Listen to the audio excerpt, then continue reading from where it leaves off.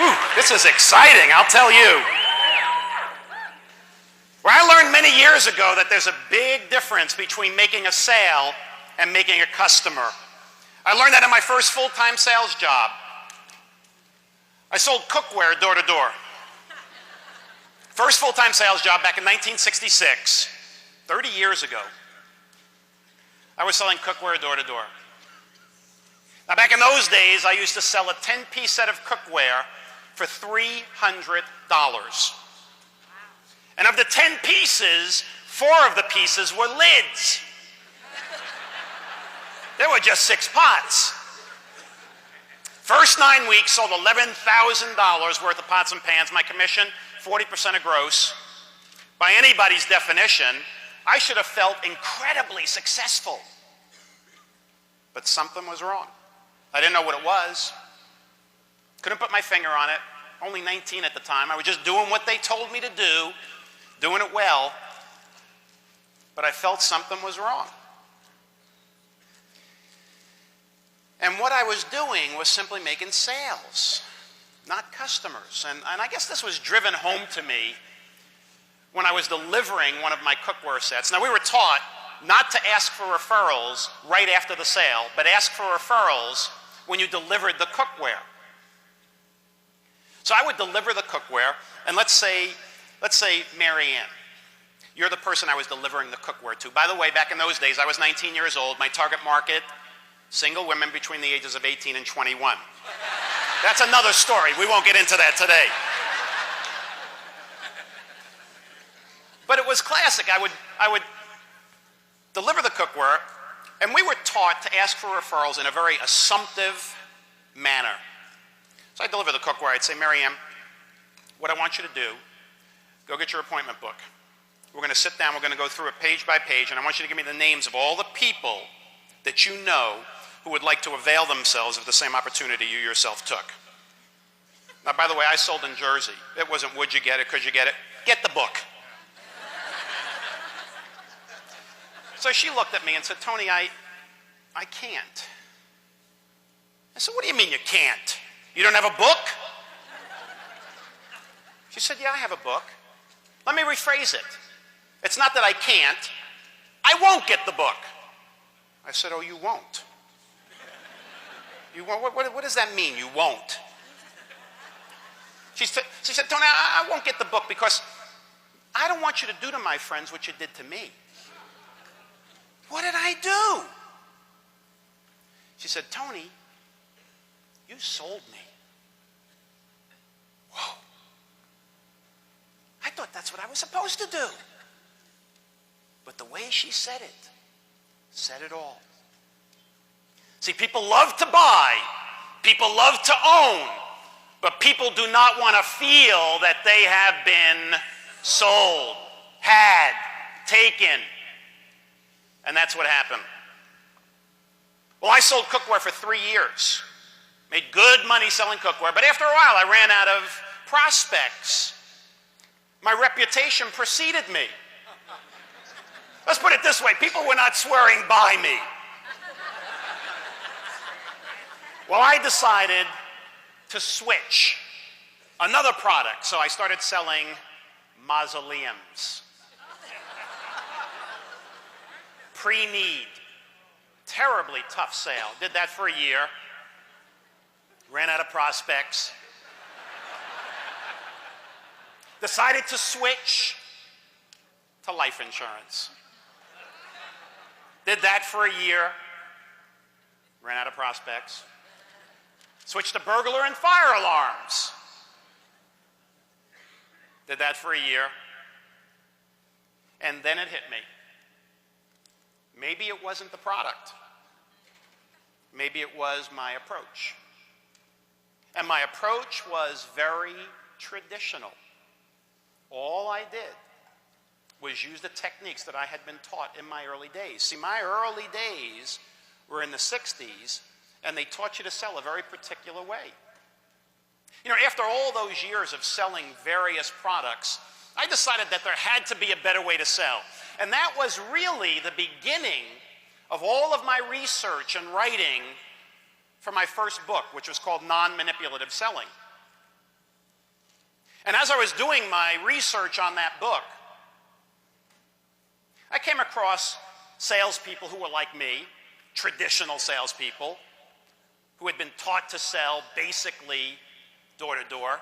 And then I came across other salespeople. Some of them were door-to-door salespeople, but I put them into the category of non-manipulative salespeople. And it was interesting to look at the difference between the two. The difference was not the steps that they went through in the sale, because if you look at a sale, there's basically 4 major phases in a sale. Information gathering, that's number 1. Presentation, commitment, and follow through. Those are the 4 basic phases of selling.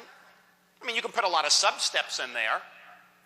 But what I found was that traditional salespeople, like I was, basically put the emphasis on the middle 2 steps. And the more non-manipulative or collaborative salespeople put the emphasis on the first and last step. So the traditional salespeople put their emphasis on the presentation and the commitment, and the collaborative salespeople put their emphasis on information gathering and assuring customer satisfaction. Now, of course, the traditional salespeople did not call the middle 2 steps the presentation and the commitment. What did they call it? The pitch, the close, and overcoming objections. And that's everything that I was taught in my early days, those 3 steps. How to give a razzle-dazzle pitch, how to hypnotize people. We were told to go through our presentation, and during that presentation, only get the customer to say one thing. What was it? Yes, you remember that, don't you? You heard that, haven't you? You can understand that, can't you? That's exactly what we did. And by the way, notice what they were doing. If you could, what they were doing, I was saying, you remember that, don't you? You like that, don't you? And people are going like this. I've had people say to me, no.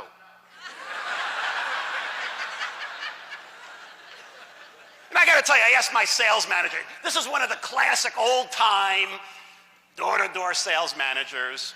Boy, do I have stories about this guy. I said, why do we get people doing that? Why do we get people saying yes all the way through? And he looked at me like I was an idiot. There was a street guy from Brooklyn, my sales manager. He said, you don't know why? I said, no, I'm curious. Why? He said, Tony, what happens if you get them going like this throughout the entire pitch? A muscular disorder happens. And this guy believed it. You know, by the time it comes to the close, that's all they can do. He was also one of the guys that told me to leave as soon as you get the person's signature, get out of the house. I said, but why? He said, Tony, you don't understand what you're doing in here. You're hypnotizing them. They're in a trance. And if you stay for a cup of coffee, and as they're taking a sip, they put the cup down to the saucer a little too hard, it might snap them out of the trance and they might say no, they don't want to do it. Get out. So we were taught how to give a razzle-dazzle pitch. We were taught 101 ways to overcome objections and the 25 power closing techniques. Still remember the program on the closing techniques. In this program, they said, in this program you're going to learn the tie-down close, the sharp angle close, the last-ditch close, the mother-in-law close, the half-Nelson close. Right? We were taught every trick in the book, how to use psychology against the buyer. This was transactional selling, traditional selling. How to use psychology against the buyer. It was more of a Pavlovian approach to selling. If you say this, the customer will say this. If you do this, they will do that. And I have to tell you, it worked. It worked. We were taught such tricks, it was incredible. I could not believe it. I could not believe it. Can I get a volunteer? Would you volunteer? You'll volunteer? Bring your book up here. Bring the book up here. Come on up here. We have a volunteer here. Dr. John. Hi, Dr. John. How you doing? Dr. John, can I borrow your pen? Sure. No, Dr. John, don't worry about all the people out there. Let's come over here. Now, one of the things that we were taught, and some of you can really appreciate this, is that in selling, one of the worst things you can do is at the end of your presentation, go into your briefcase and pull out the contract. Of course, we called it the agreement. So as soon as you were pulling that out, the customer would, whoa, what's going on here? And the second worst thing, actually maybe even worse than that, was pull out the pen. Uh-oh, he's going to ask me to sign something. But when you combine the two, how do I get the pen to him? Because he's going to, it's like the cross with Dracula. You know, he doesn't want to take the pen. So what we were taught to do in selling, early on when we walked in for our presentation, I would take the contract out. It would be on a clipboard, and I'd put it down on the table, coffee table, kitchen table, whatever. It would be there. I'd take my pen out right at the very beginning. And then my whole presentation, the pen would be like this, right? I'd be pointing things out, etc. After a while, you don't even notice the pen. This is what we were taught. And we were left with the last piece of the puzzle. How do I get the pen to the customer? And some of you are, no, not shake hands. Well, that would be a good one.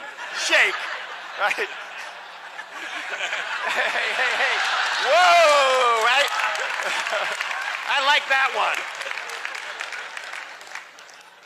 That's not what we were taught, but that's an interesting one. What we were taught was to put the pen under our thumb on the clipboard. Now watch what happens. Dr. John, don't worry about anybody out there. We're talking. As I'm pointing things out, we're looking at things like this, right? So wherever I'm looking, right, he's typically going to look. This is what we were taught. So now we're looking down, and I pick this up, pen's under my thumb, and I would go like this, and then I'd slowly, notice what he just did. Let's do an instant replay on that. Instant replay, all right? What I do, I'm looking down like this, and then I slowly, and by the way, I can vary the rate of it sliding down the pen. Or down this pad here, watch. I roll it down, he catches it. As soon as he catches it, I put this underneath my hand, pull him close. Right? Thank you. Thank you, Dr. John. Thank you, Dr.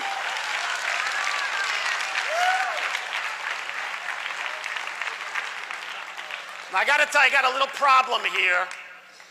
I saw a couple of people, I'm not even going to look, going like this. Hey, that's good. No, this is the bad stuff we're talking about here.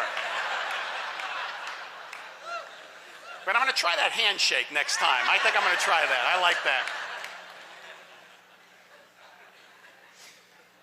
So we were taught those kinds of techniques. Many of you can appreciate this. We had the objection book.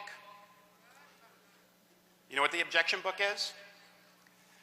That spiral-bound booklet that is all the objections a customer can ask you in alphabetical order, and if you flip to the page, there are 5 or 6 different answers. Because we used to get into the objection game with customers, right? Can the customer think up more objections than I can overcome, or can I overcome more than the customer can think up? I had the book. But I got religion, I'll tell you.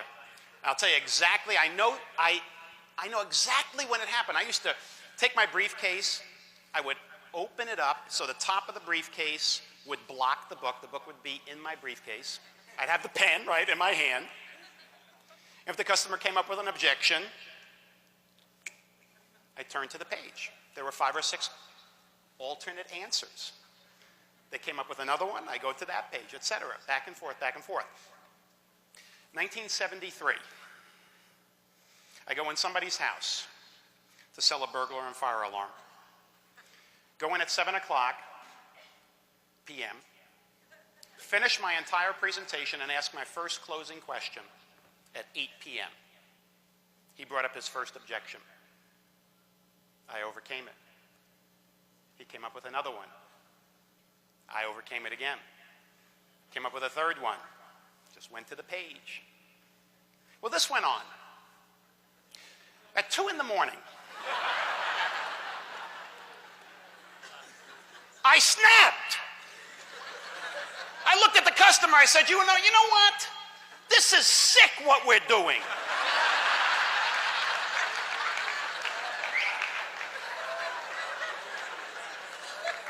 I said, I can't believe this. You're coming up with all these objections that I got to tell you, you're making up.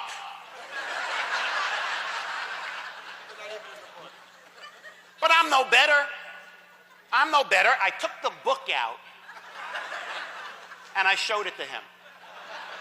I said, look, every objection you came up with, I went to the page. Look, here it is, alphabetical order. I am not going to do this, not only with you, but with nobody else ever again. Now, if you want to keep playing the game, keep the book, turn to the page, pick your own answer.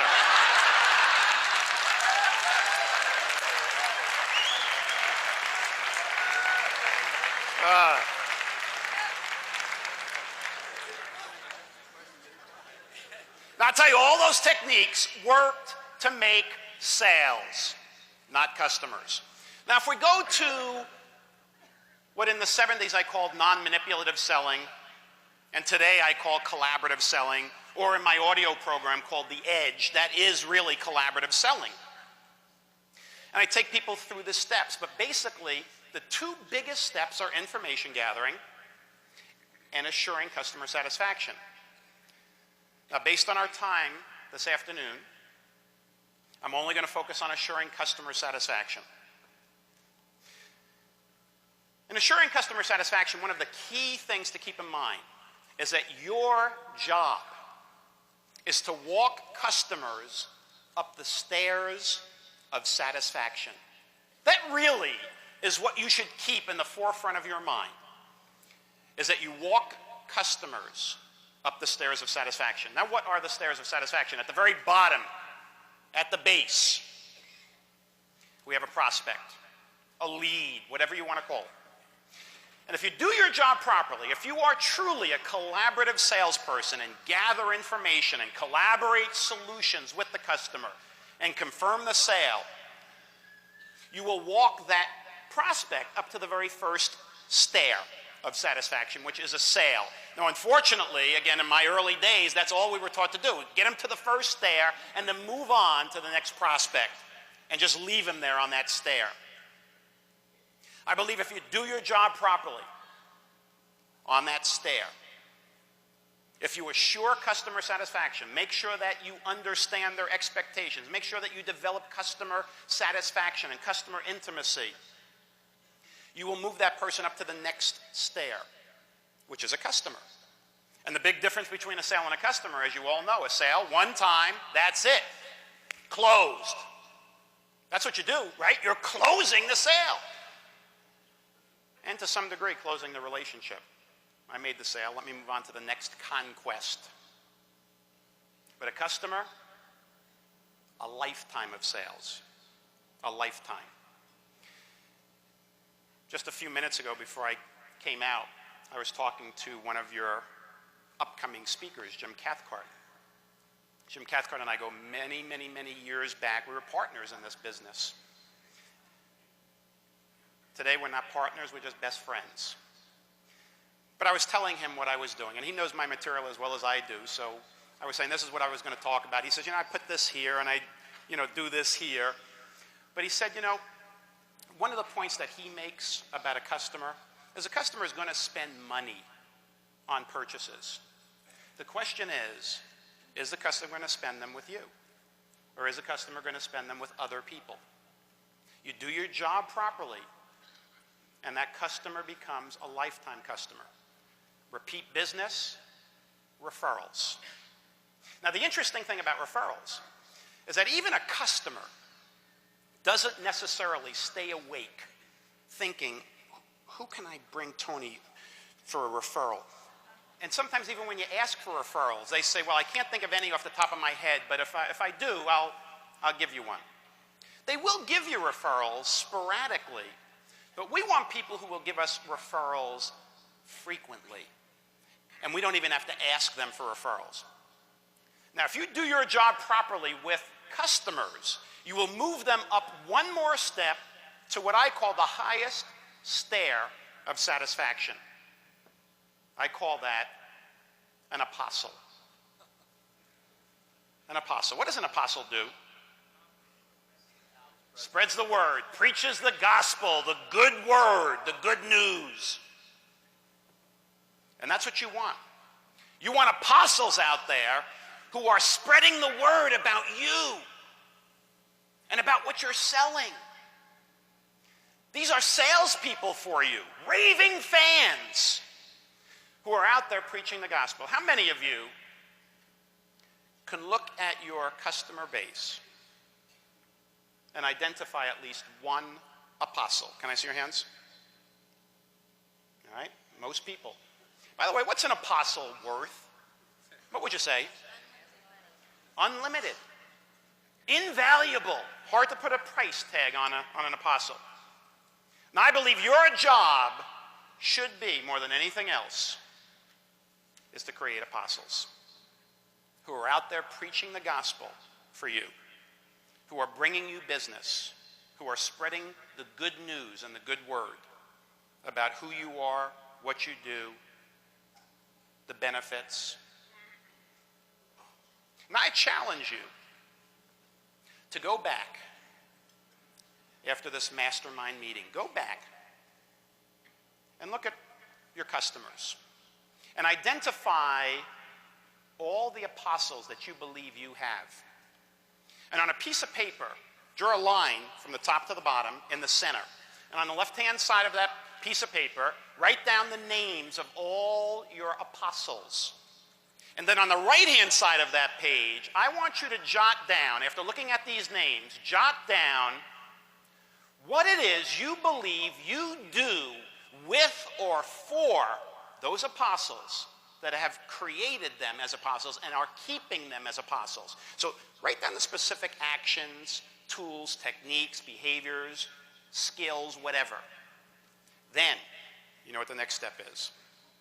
Take those behaviors, get some of your customers who are not apostles, and start practicing those behaviors more frequently with the people who are not apostles to convert them to apostles. And my challenge is to do this, and within 12 months, I can guarantee you, you will easily double your number of apostles. Imagine doubling the number of apostles that you have today. What it would mean to you in the marketplace. People spreading the word. People who are excited. Who are bringing you arms full of referrals.